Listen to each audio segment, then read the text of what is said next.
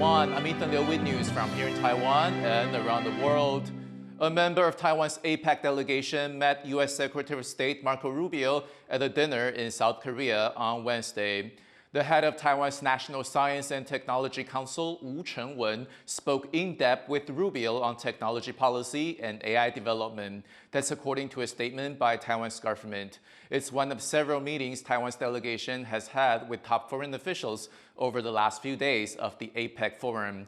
Taiwan's representative to APEC, Lin Xinyi, met with U.S. Treasury Secretary Scott Bessent on the summit sidelines to discuss supply chain cooperation and tech policy. Lin also met newly elected Japanese Prime Minister Takaichi Sanae and congratulated her on her election. This year's APEC summit in South Korea has drawn to a close, with host country South Korea's President Lee Jae-myung announcing international consensus on key issues. Lee said that leaders at the forum had reached agreements in trade investment and developed a consensus on AI and demographic change. That includes what Lee called the Gyeongju Declaration, named for the city where this year's forum was held.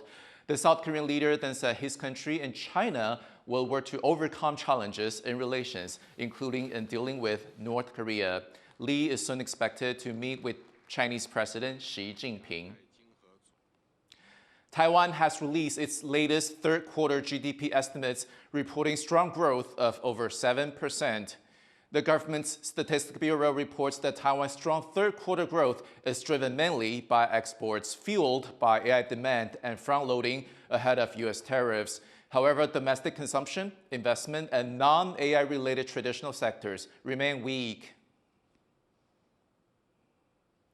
With only a handful of formal diplomatic allies, Taiwan has to work hard developing unofficial ties with other friendly countries.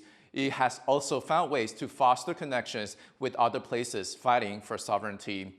One of those places is Somaliland, located in the Horn of Africa.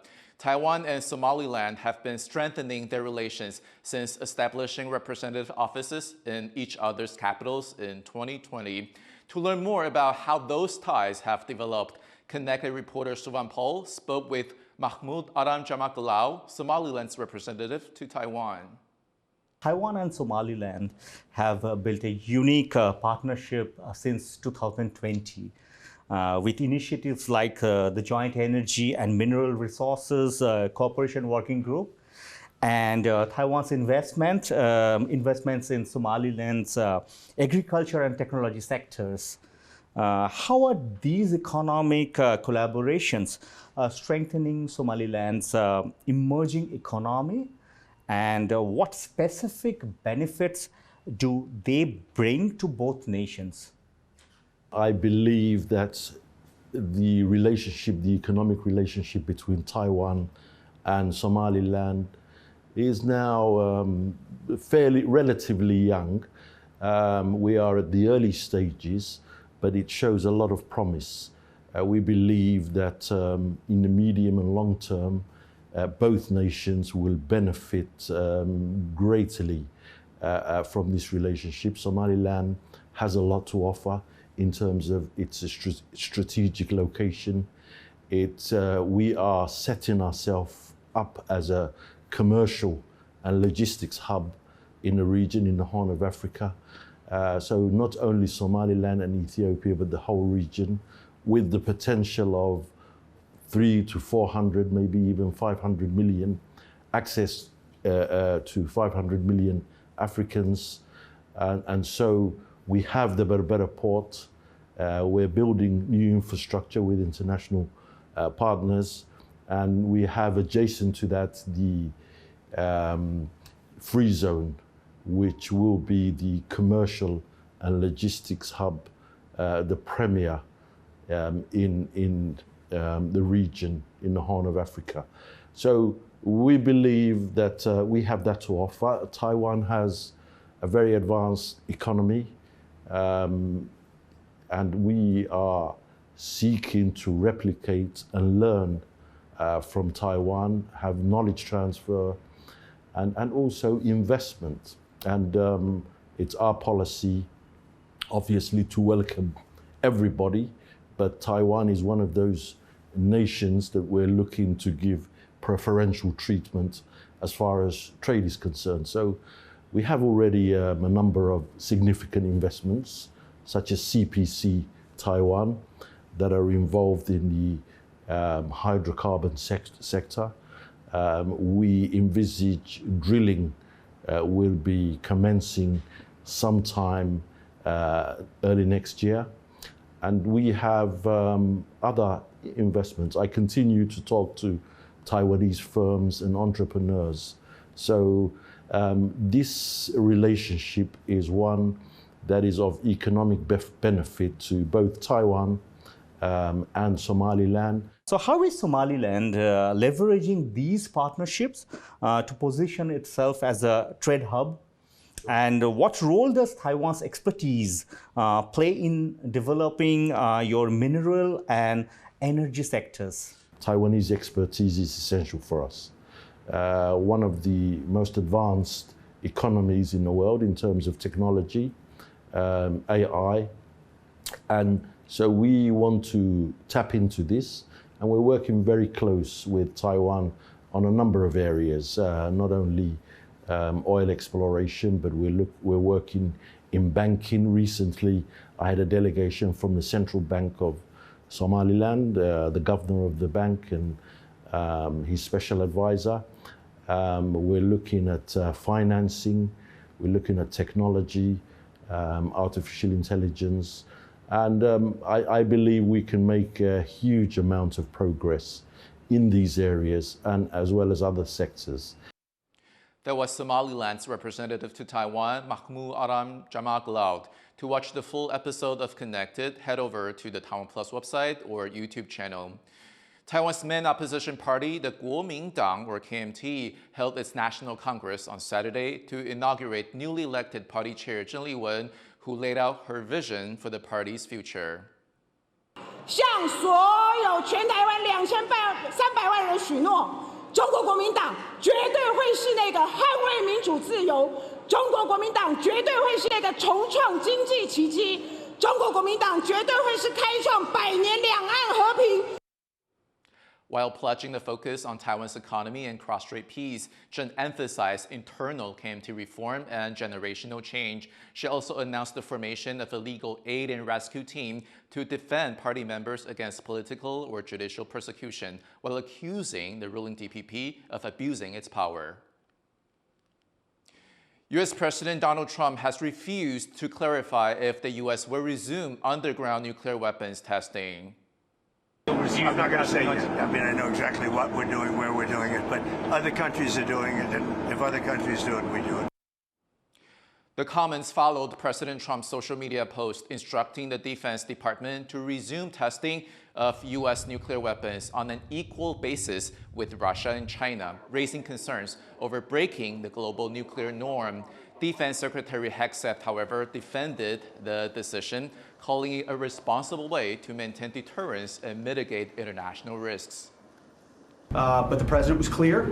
We need to have a credible nuclear deterrent. That is the baseline of our deterrence. And resuming testing is a pretty responsible, very responsible way to do that. I think it makes nuclear conflict less likely. The U.S. has halted its nuclear weapons in underground detonation tests since 1992. Over 100 civic groups are taking to the streets for climate resilience in Taipei on Saturday. This year's demonstration focuses on reducing carbon emissions and also national security and disaster prevention for vulnerable groups. Groups fighting for legal action, farmers' rights, and industrial use of renewable energy also gathered in front of Taipei City Hall to make their case. This year's march is the largest climate demonstration in 2 decades, with over 10 organizations hosting the event and the first carbon-free one. 那过去我们都习惯用柴油发电机，因为是最方便也最省钱的做法。但今年因为想要呼应这个近零碳排，以及我们一直在倡议政府需要好好做减碳的行动，所以我们这次就找到了储能厂商来帮我们做这个零碳电力的供应。 The march comes ahead of the United Nations Climate Summit COP30 in early November. Many of our everyday items, things like phones and laptops, cause problems when not discarded properly and waste billions of dollars in critical minerals. Now, one plant in the UK hopes AI can provide an answer. Aichi reports. Useful in our daily lives, but dangerous when improperly discarded. Batteries like these pose a threat to recycling plants and their workers. That's why some plants, like this one in southeastern England, are using AI to detect batteries before they are crushed and can spark fires. But the portable tech is primarily powered by lithium-ion batteries, which again is a wonderful piece of technology. But if the wrong thing happens to it when it's no longer wanted, and that's if it goes into a bin, it gets crushed, it comes into contact with air and water, they can set on fire. By mounting a camera over a conveyor belt, the firm uses AI vision technology to spot batteries among all the waste and uses a blast of air to remove them, preventing issues down the line. So we're using a camera system mounted above a belt, and that is connected to a computer that is running an AI machine learning system that is scanning those images and looking for batteries and hazardous objects that we've trained the AI algorithm to detect. The same tech does more than prevent fires. By identifying and isolating the batteries, it turns them into a valuable resource. After all, they contain lithium, cobalt, gold, palladium, and rare earths, precious materials now central to geopolitics, and they are lost if not recycled properly. Geopolitics is at play here. So, inside electronics are precious metals, materials like lithium, cobalt, technology metals. And we've got them here in the urban mines surrounding us. And at the moment, we're throwing too many of them away, which is crazy. Why this new sort of technology and innovation to recover more materials is just simply common sense. It'll drive the economy and it'll protect the environment. In the UK alone, an estimated $1.3 billion in precious and critical metals is lost each year due to inefficient recycling. Investing in tech like this could help recover these materials, reduce reliance on imports, and protect workers, all while ensuring the UK has access to the resources it needs for its most essential products. Howard Chan and Aichi for TaiwanPlus. A team of researchers is working to locate and learn more about the mountain hawk eagle, the strongest and most elusive raptor in Taiwan. With its population shrinking due to poaching and habitat loss, the researchers say it's now more urgent than ever to take action. Irene Lin reports.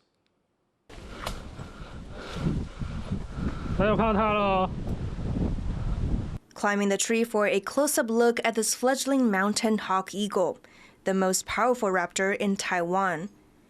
A team from National Pingtung University of Science and Technology has been trying to track down the elusive bird for years.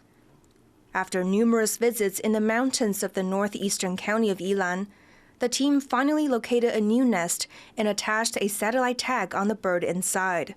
就是可以知道幼鸟离巢之后它的活动范围，它的走的路径是怎么样的状况，对，然后离巢的存活率是怎么样。